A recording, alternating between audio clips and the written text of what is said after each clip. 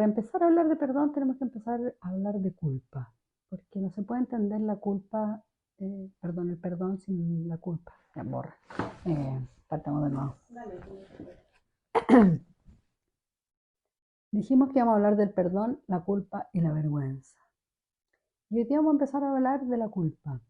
Y vamos a tratar de entender, como hemos entendido también en la alegría y como hemos tratado de entender en la angustia, cuál es el sentido sano de la culpa. ¿Cuándo la culpa es una emoción y un sentimiento sano?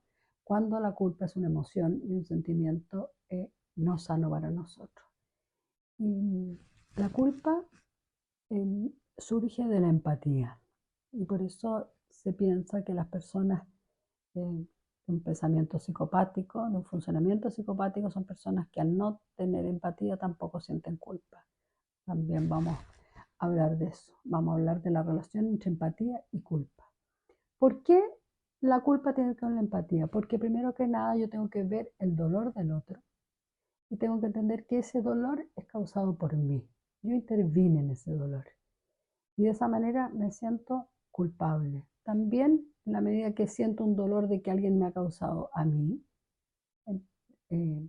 tengo también puedo culpar a otro de ese dolor que me ha causado, puedo sentirme que me han herido. La empatía tiene que ver con el sentir con el otro.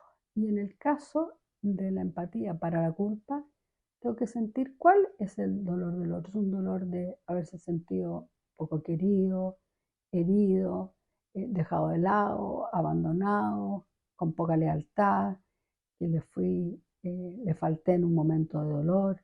Tengo que ver eso para poder sentir entonces que efectivamente eso tiene que ver con una responsabilidad mía.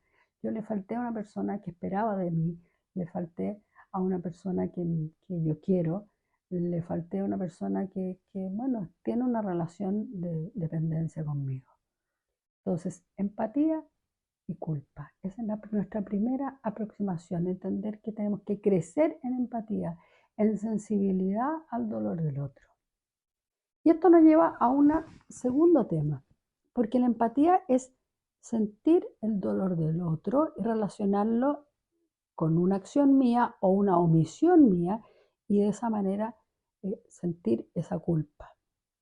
Pero muchas veces cuando no hemos tenido intención de dañar y no hemos tenido intención de herir, creemos que no nos tenemos que sentir culpables. Y eso es uno de los errores más comunes que cometemos. Porque si yo, perdónenme la expresión tan castellana, si yo te piso un callo y te hago doler, no quise pisarte y hacerte doler, pero te pisé y te hice doler. Yo te pido perdón por el dolor causado y no necesariamente por la intención de hacerte doler, porque ¿cuántas veces tenemos realmente la intención de hacer doler a otro? Ya ese es, como decía una amiga mía, otro departamento. Tener la intención de causarle un daño y causarle un daño a otro es un perdón más grande, es una culpa más grande. Pero muchas veces tenemos que sentir el dolor de haber herido al otro, aunque no hayamos tenido la intención de herirlo.